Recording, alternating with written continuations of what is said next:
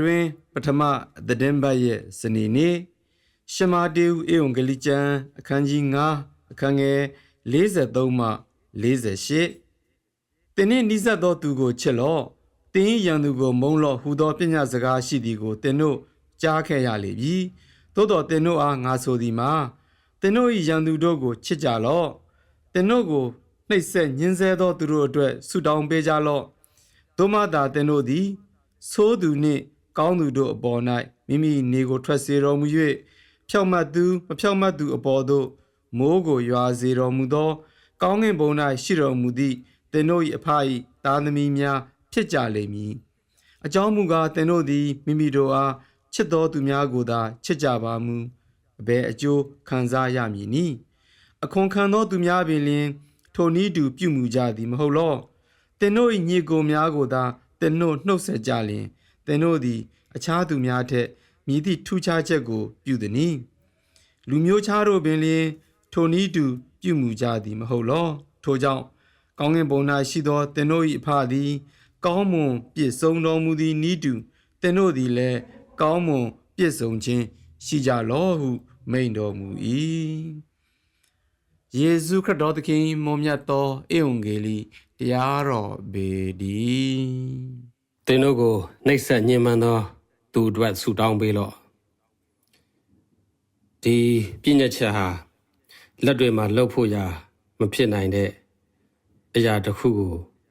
ပြောနေသလိုဖြစ်နေပါတယ်မလုပ်နိုင်တဲ့အရာတစ်ခုကိုချပြလာပြန်ပြီပဲဖြစ်ပါတယ်မနေ့ကလိုမျိုးဘယ်သူကများဒီလိုလုပ်နိုင်ခဲ့သလဲဆိုတာကိုကျွန်တော်တို့အရင်ကြည့်ကြရအောင်အားလုံးသိကြတဲ့အတိုင်းပဲကားတိုင်းပေါ်မှာသူ့ကိုနှိပ်စက်ညှဉ်းပန်းခဲ့သူတွေအတွက်ဆုတောင်းပေးခဲ့သူဟာခရစ်တော်ယေရှုသခင်ကလုပ်နိုင်ခဲ့ပါတယ်ကျွန်တော်တို့ပဲလူသဘာဝဇာတိပဂရိသဘောအရမလုံနိုင်တဲ့အရာကိုယုံကြည်ခြင်းကြောင့်ရရှိလာမဲ့ဝိညာဉ်တော်ရဲ့လက်ဆောင်ကျေးဇူးတော်အားဖြင့်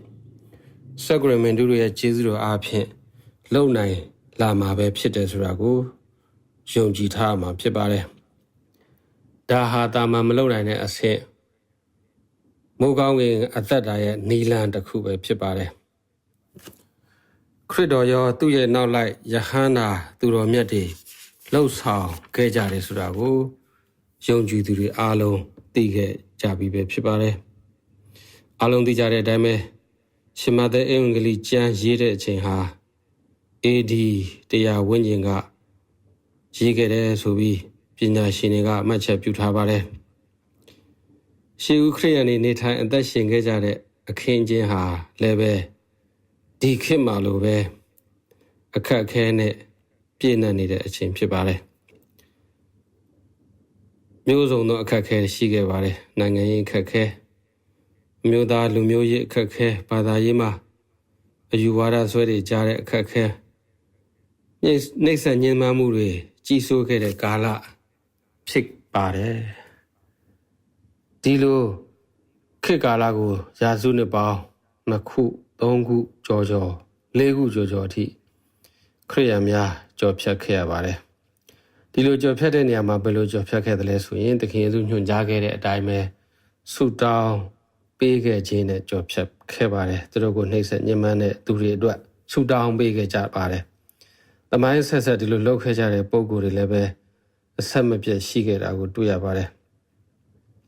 ဒါဟာသာသနာတော်ရဲ့ယက်တီချက်ဖြစ်ပါတယ်သခင်ယေရှုကိုယ်တိုင်ရဲ့ယက်တီချက်သို့တော်တစ်ဖက်ကလည်းမတရားနှိပ်စက်ညှဉ်းပန်းခံရသူတွေမကောင်းတာကိုကောင်းတဲ့အရာနဲ့တုံ့ပြန်သလိုတစ်ဖက်ကလည်းပဲမတရားနှိပ်စက်ညှဉ်းပန်းခံရသူတွေဒုက္ခဆင်းရဲရောက်နေသူတွေအခွင့်အရေးနှီးမျိုးစုံနဲ့ချိုးဖောက်ခြင်းခံရတဲ့ပုံကိုယ်တွေနဲ့လည်းပဲတပေါင်းတစည်းတွေရှိနေဖို့အတွက်အသိတော်ကတုံ့တင်ပါတယ်။တမိုင်းဆက်ယုံကြည်သူတွေရှိခဲ့ကြပါတယ်။သွေးစည်းညွတ်ဖို့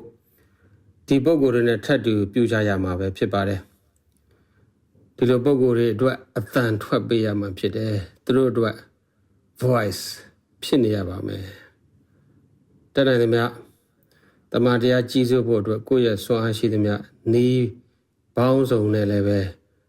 contribution ပါဝင်ပေးဆက်နေကြရမှာလည်းဖြစ်ပါတယ်ဆိုလိုချင်တာကတစ်ဖက်ကဆူတောင်းပေးသလိုတစ်ဖက်ကလည်းပဲအနိုင်ခံသူတွေရဲ့ရှေ့နေရှေ့ရဲ့ဖြစ်နေဖို့ပဲဖြစ်ပါတယ်ဒါဟာခရစ်တော်ရဲ့လမ်းစဉ်မှာအသင်းတော်ရဲ့ယက်တီချက်ဖြစ်ပြီးယုံကြည်သူများခေတ်ဆက်ဆက်ယက်တီလာတဲ့ယက်တီချက်ဖြစ်ပါတယ်ဒါကြောင့်ဒီကဲ့သို့မလွယ်လာတဲ့ယက်တီချက်ကိုယက်တီနိုင်ဖို့အတွက်ဖျားသခင်ကျေးဇူးတော်ဝိညာဉ်တော်ရဲ့လက်ဆောင်တော်ကိုတောင်းခံကြပါစို့ဖျားသခင်အားဘုန်းတော်ရှိပါစေ